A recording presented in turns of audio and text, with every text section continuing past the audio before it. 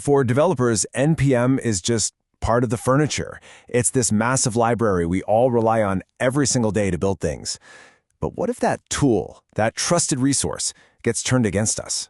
What if it becomes a weapon? Well, that's exactly what happened. We're going to dive into a pretty crafty phishing campaign that twisted NPM into something completely different. So for the longest time when we talked about NPM threats, we were all thinking about one thing, right? The classic supply chain attack. You know the drill.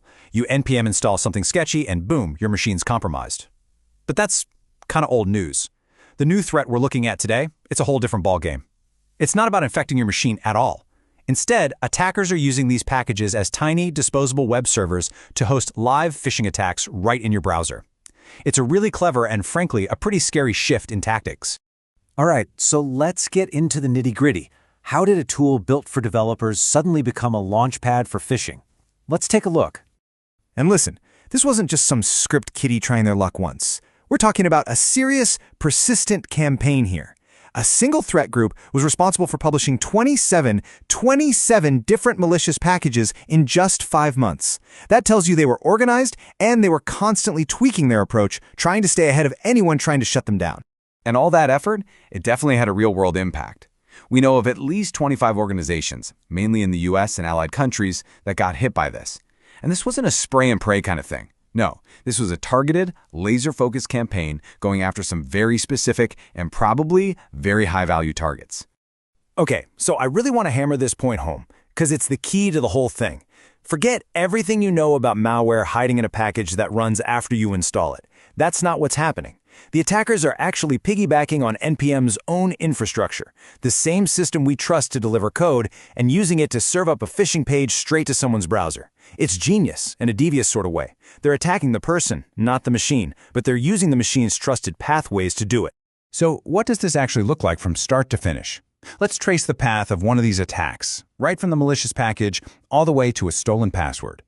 It really breaks down into 5 main steps. First, the bad guys publish what looks like a totally innocent NPM package, but surprise, it's packed with their phishing kit. Step 2, the victim gets a link in an email or a message. They click it. And this is the clever part. Their browser doesn't go to some sketchy domain, it pulls the content directly from the NPM package's CDN.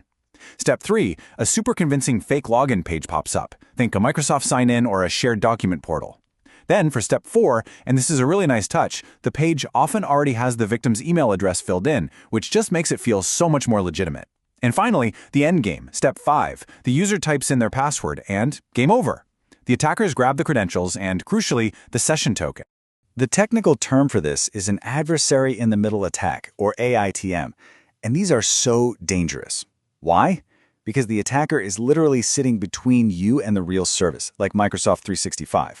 So they're not just snatching your password, they're grabbing something way more valuable, your active session cookie. You can think of that cookie as the temporary hall pass your browser gets after you log in. And once the attacker has that hall pass, they can just walk right past multi-factor authentication. Your MFA prompt never even goes off. Okay, so we've got the how. Now let's talk about the who. Who were these attackers going after? Because this was anything but random. The targeting was incredibly specific, and that's a big reason why it worked so well. When you look at the sectors they hit, a clear pattern emerges. We're talking about manufacturing, industrial automation, plastics, even healthcare. I mean, these aren't just your average small businesses. This is critical infrastructure, the kind of stuff that our economy really depends on. And if you zoom in even closer, you'll see they weren't even targeting the tech people, like developers or IT admins. Nope, they were going after the folks in sales, the account managers, the commercial teams, basically anyone whose job involves getting emails with attachments and links all day long. Think requests for quotation or RFQs. These roles are, from an attacker's perspective, the perfect soft target. So you might be wondering, how are they finding these specific people? Well, it looks like they're doing some serious recon. The theory is that they're scraping the public attendee lists from big international trade shows. I mean, think about it. That gives them a goldmine of information. Names, companies, job titles, email addresses. It's everything they need to build a super targeted, highly believable spear phishing campaign. And that same level of careful planning, it absolutely carried over to the technical side of things. These attackers knew exactly what security tools they'd be up against, and they built their attack to sneak right past them. Let's dig into how they pulled that off. At the end of the day, it all comes down to this one quote from the research which just nails it. The goal is to undermine multi-factor authentication by capturing session cookies or tokens. Let's put that in plain English. They're not trying to break your MFA, they're trying to sidestep it completely by stealing a session that's already been authenticated. For an attacker, that's the absolute jackpot.